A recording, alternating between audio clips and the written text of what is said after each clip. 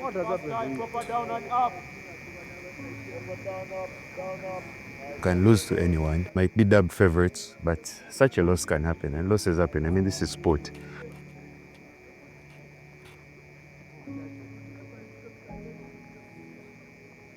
But what matters is, what do you do next to ensure that you get back to where you belong? Unfortunately, the game didn't go our way. And of course, as a leader, I'll take all the responsibility for whatever went on in the pitch. Maybe I took a bad decision. Maybe I did not speak well to the officials who are in charge of the game. So I take full responsibility for that. Last one, yeah?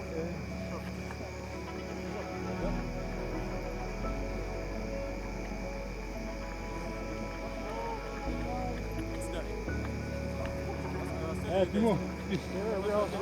One.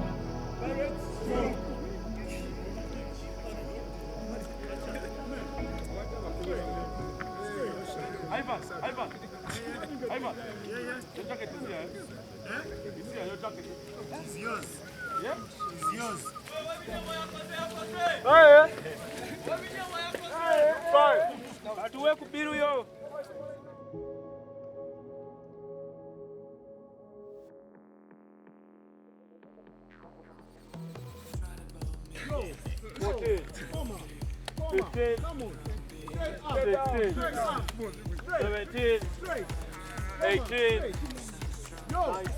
My name is Frank Kidega.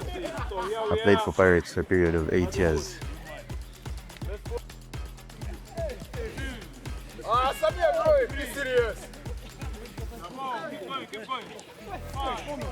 I haven't played for any other club before.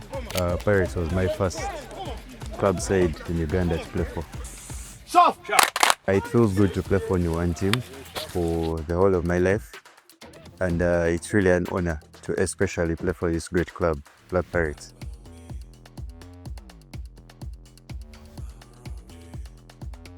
The shirt 5 is something that I picked up from my favorite rugby player.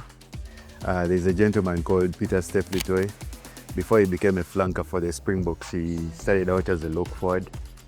And because I liked him, I decided to start wearing the shirt number 5. But also the success that I've experienced at Pirates with the shirt 5 has also made me love wearing that number. Even when I'm playing in position 4, I would prefer to wear the shirt number 5 because it means a lot to me.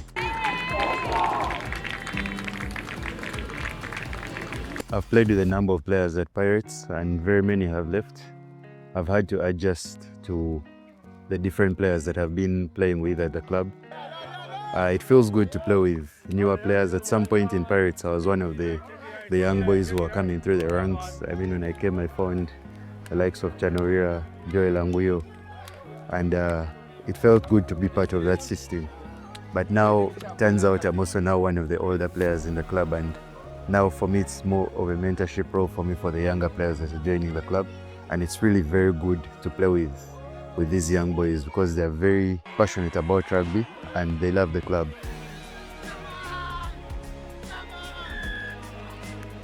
I mean, in the period of 8 years that I've played for Pirates, I've had a couple of successes. I have won 3 championships. I've won a Uganda Cup, which had eluded me for quite some time. I've won a Sevens title. I've also won a Makerere Tens title. I've also had some failures with the club. I mean, I've lost a couple of finals. I've lost the Uganda Cup final. I've lost the league final. So it has been both bitter, sweet memories for me. We attack and we defend as a unit. Stay together, stick together, and fight together. In game week 4 last year, we lost to the Cobs at Legends. It was a score of 30-28.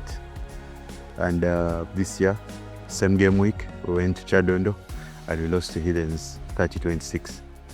So it's a bit of deja vu for us. It's something that has happened again with a difference of only 2 points between what we scored at Legends and what we scored at Chadondo.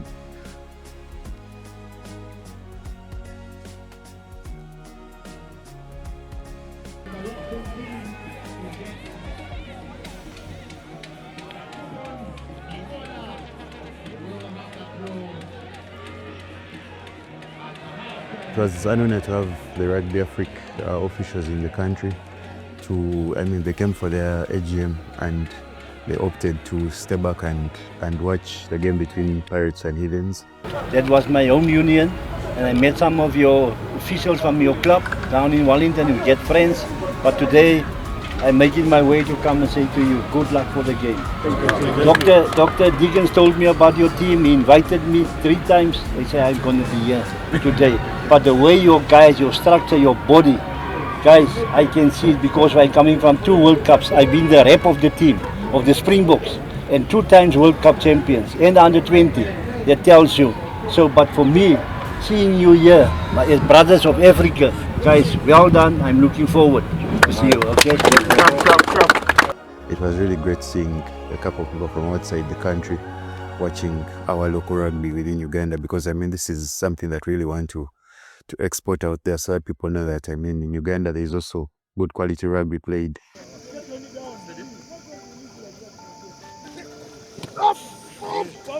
Balancing training and other aspects of life is really something that I've done for the past 8 years.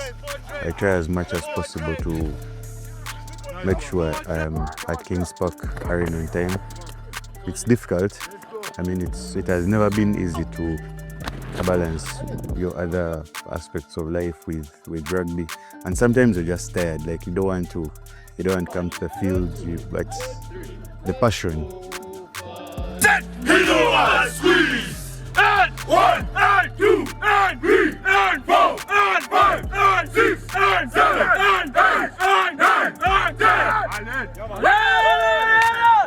I am a very passionate player, and I like to fight with my brothers. I don't like to leave them fight on the pitch alone. So every time I get an injury, within a period of 1 day, I'm already asking myself, how do I get back?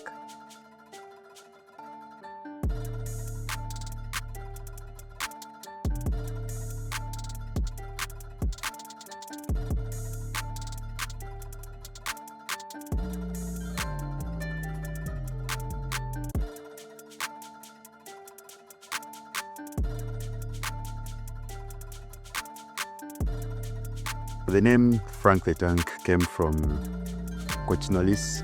Coach Knowles was a consultant down here in Uganda. He came from South Africa to consult for the national team. So he really pushed it, because it's just out of how physical I am on the pitch, how I carry the ball with so much intent, and how I tackle. So when he started calling me that, the name just was called on, and my grindhouse coach also kept pushing the name Frank the Tank. So it was really something that it's put a target on my back, because now everyone kept asking, who is Frank the Tank? So when every team comes to play against you and there's someone called Frank the Tank, they all want a share of you.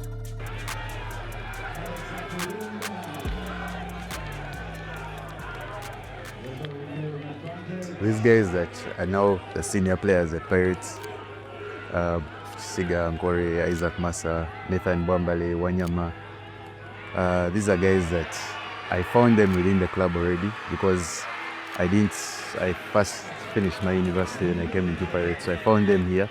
But I think they had spent about 2 years at the club, so they were already used to the environment. So when I joined the club, it was really comfortable for me, because these were my age mates and they had the same goals as me. So we really went through a number of things. We had a lot of victories that we celebrated. When I look at a gentleman like Timothy Kisiga, at some point there was a 7th season where my role was just to defend and make the tackles, make the ball reach Timothy Kisiga, and the rest will be done. So it's really an honor to have shared the rugby pitch with some of these gentlemen. I've played under 2 coaches. So my first coach was Coach Robert Musinguzi, and that's the gentleman who really groomed me into the kind of person that I am, both on and off the pitch. Shake off whatever you have going on now. You have In the next 1 minute, we need to be in the next 5 minutes, we need to be in the tunnel. All right? In the next 5 minutes, we need to be in the tunnel. We go back, we clean the shit up. From attack, we defend, clean. Is that clear? Smart and sharp? All right, let's go. Coach Marvin is very hard on me as a person, not in a bad way, but his expectations of me as Frank Kidega are really up there because he expects that I have to be leading from the front. So when a loss like what happened on Saturday happens and I've not done what I'm supposed to do on the field, it's very difficult for me to sit down with him in the evening and we even have a discussion. He keeps telling me that even when I perform well on the field, he's not going to come and tell me that, oh, you've done so well, oh, this and that, you tackled so well, because I mean, that is his expectation of me. We played really well. I think we scored 2 tries, carried the ball well, 3 assists, 2 tries.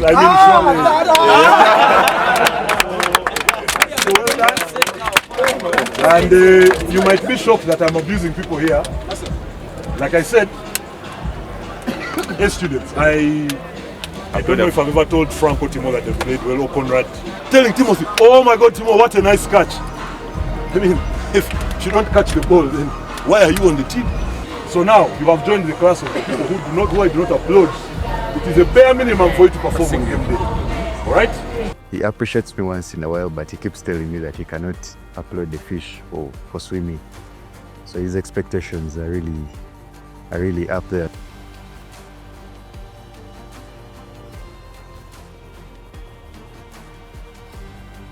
The Stanbic Black Pirates have, and one of our priorities, we want to have a player base that has gone to school, that is basically well educated, because I mean, rugby is not something that you can depend on to put food on your table, because it's still an amateur sport within the country.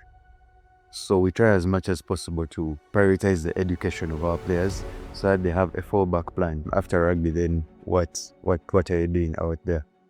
So we try as much as possible to push all these young boys to go to school.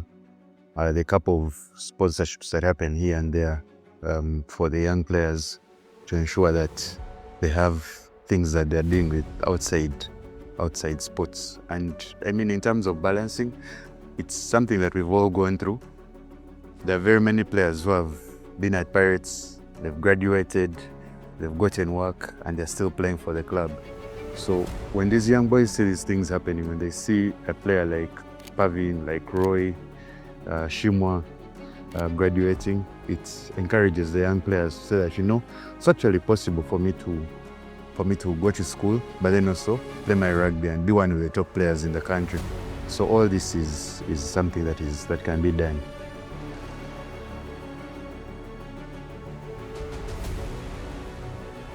It's still early days within the 2026 championship season. We just have to dust up and move forward. We just keep supporting the boys, and the boys will give everything that they have, like they've always done, and we shall be back to where we belong.